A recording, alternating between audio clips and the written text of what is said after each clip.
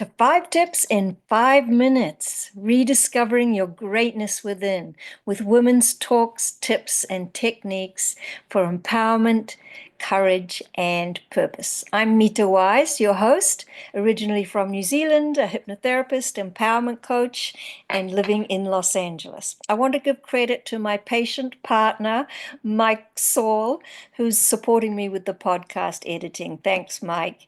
And today we have Christine Blosdale, an expert authority business coach with coaching programs, 5 best-selling books, a podcast, and a special group mastermind, not to mention many other things as well. I'm part of her network in the mastermind because she's just so cool. And of course, she has so much to offer that truly supports. Hi, Christine, and let's do your 5 tips in 5 minutes. Thanks for having me on the show, Mita. And now, here are my 5 tips in 5 minutes. Number 1, embrace your intuitive wisdom.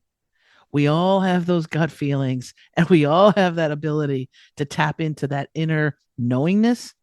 I want you to make sure that you tap into that, especially when things are going wrong or crazy. Too many times we ignore that intuition, we ignore that gut feeling.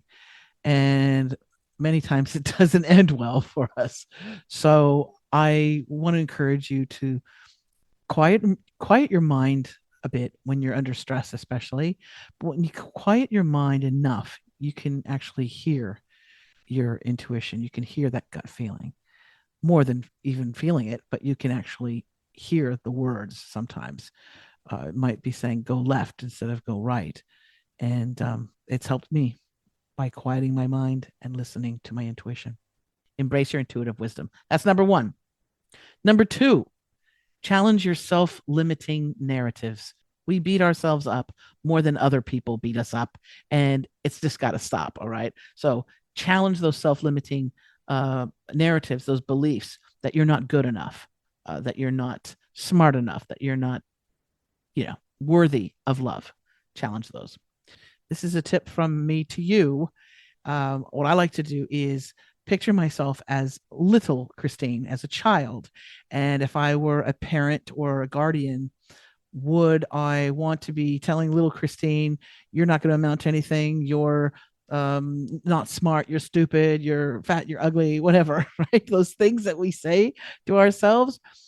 No, we wouldn't want to do that, right? So if you can imagine yourself as a child, how would you speak to that child in order to allow them to flourish and have good feelings about themselves, and to have that resilience as well, but to have that self-respect and to be proud of who they are? Think about that.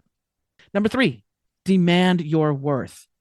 Okay, this happens more with women than men, but demand your worth and set your boundaries. That means asking for what you deserve in life, in relationships, at your job, in your career, personal spaces.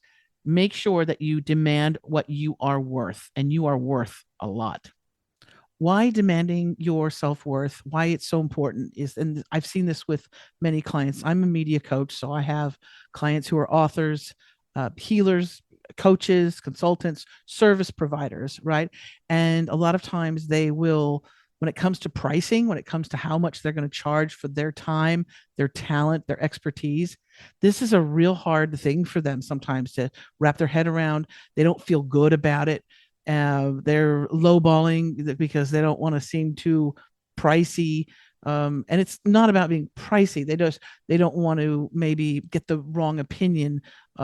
They don't want to give the wrong impression to people. But I'll tell you, your time is valuable, and your expertise in what you do, your passion, your knowledge and your wisdom in what it is that you are an expert on is very valuable. And so you want to price it accordingly. Do not lowball it so that every single time you get a booking or a gig that you are dreading it, or you have resentment for it. You want to charge what you're worth. Okay. And you can play around with the numbers a little bit, but this is something that's really important. And I always tell my clients, you gotta ask for more money. You're charging way too little. Number 4, practice authenticity and embrace imperfection.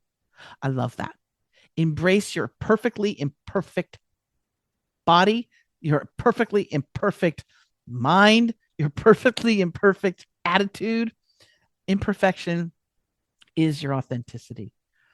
This is how you can relate and be relatable to others. So I love this one. Practice authenticity and embrace imperfection. And finally, number 5, reframe challenges as opportunities for growth.